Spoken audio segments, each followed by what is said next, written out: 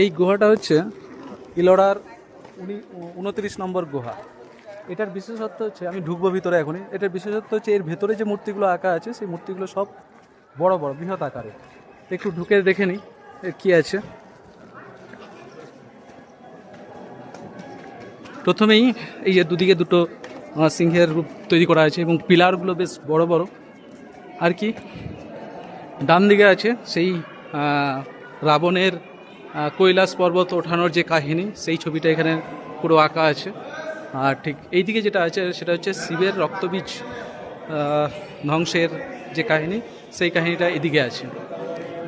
এরপরে আরও অনেকগুলো কাহিনী, অনেকগুলো মূর্তি এখানে দেয়া আছে, পরপর আমরা দেখব। এখানে যদি দেখা যায়, এখানে একটু ভিতরে যেতে হবে,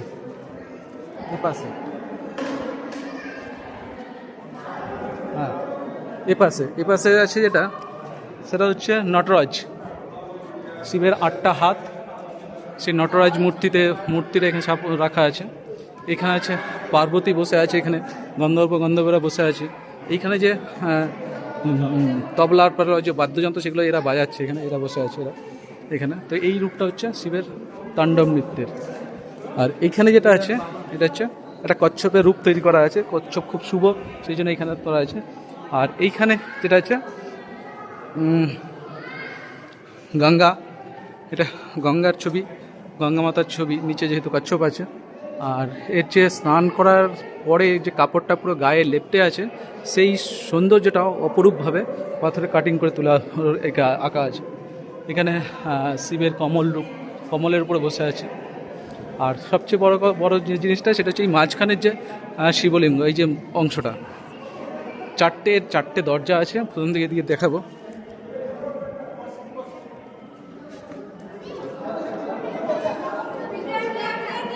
এই শিবের মন্দিরটা 4টে দরজা আছে, মাঝে শিবলিঙ্গ আছে। 4টে দরজার এই দুদিকে দ্বারপাল এবং দ্বারপালিকা, হাজব্যান্ড ওয়াইফ যারা হয়, 4টে দিকেই দাঁড়িয়ে আছে। এদিকে গঙ্গা, এদিকে গঙ্গা, ওদিকে সরস্বতী। ঠিক এখন এই দিকটা যেমন আছে, ঠিক এই দিকটাও একই রকমভাবে এই গেটটা, মন্দিরের এই গেটটাও ঠিক এদিকেও শিবকে দেখা যাচ্ছে এবং দুদিকে দ্বারপাল এবং দ্বারপালিকা দাঁড়িয়ে আছে। ঠিক একই রকমভাবে এদিকের যে গেট, পেছনের গেট, সেই গেটও কিন্তু আছে। এই যে একটু অন্ধকার হয়ে আছে কিন্তু দেখা যাচ্ছে তবু এদিকের গেটটা। তো এইভাবে এই দিকের গেটও আছে। তো এরপরে আমরা যে জায়গাটায় দেখবো, যে বড় দেখা যাচ্ছে প্রত্যেকটা মূর্তি বেশ বড় বড় মূর্তি, এই যে বেশ বড় বড় মূর্তি করে কাটিং করা আছে। আরেকটা রূপ আছে এখানে, শিবের বিবাহ, শিবের বিবাহের রূপ, বিবাহের যে ছবি সেটা দেওয়া আছে এখানে। শিব এবং পার্বতীর দুজনের বিবাহ হচ্ছে, নিচে ব্রহ্মা তার বিবাহ দিচ্ছেন, উপরে গন্ধর্বরা উপরে আছে, ওখানে উপরে এখানে মূর্তি আছে। আর এই যে অংশটা, এটা হচ্ছে অগ্নিকুণ্ড, ঠিক আছে। এইখানে যজ্ঞ হতো, যে বিবাহের সামনে যে যজ্ঞ সেটা হতো। আর ওইখানে যেটা আছে সেটা হচ্ছে সরস্বতী।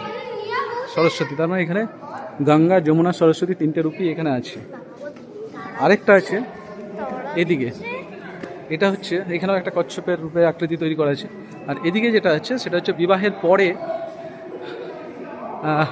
পরে শিব এবং পার্বতীর যে খেলা, সেই খেলা, এই গল্প আমরা শুনেছি। সেই গল্প হচ্ছে যে খেলায় পার্বতী জিতে গিয়েছিল, শিব হেরে গিয়েছিল, সেই জন্য উপরে যে ডান দিকে যারা আছে তারা পার্বতীকে মালা পরানোর জন্য রেডি হয়ে আছে। আর এদিকে যেহেতু শিব হেরে গেছে, সবাই মালাটা গোপন করে রেখেছে। আর ঠিক সেই কারণেই নন্দী তাকে নিয়ে সবাই টানা হেঁচড়া করছে, আর তাতে রেগে গিয়ে তা কাউকে সিঙে করে, কাউকে পায়ে করে দলা মোচড়া করছে। এই হচ্ছে এই গুহাটার এই 29 নম্বর গুহার মূল বিশেষত্ব, এইটুকুই বিষয়। আর ঠিক এর এই পাশেই একটা ঝর্ণার মতো আছে, যেটা ওদিকের গুহাটায় যাওয়া যায়, কিন্তু সেই রাস্তাটা বন্ধ। তো এই হচ্ছে 29 নম্বর গুহার বৈশিষ্ট্য।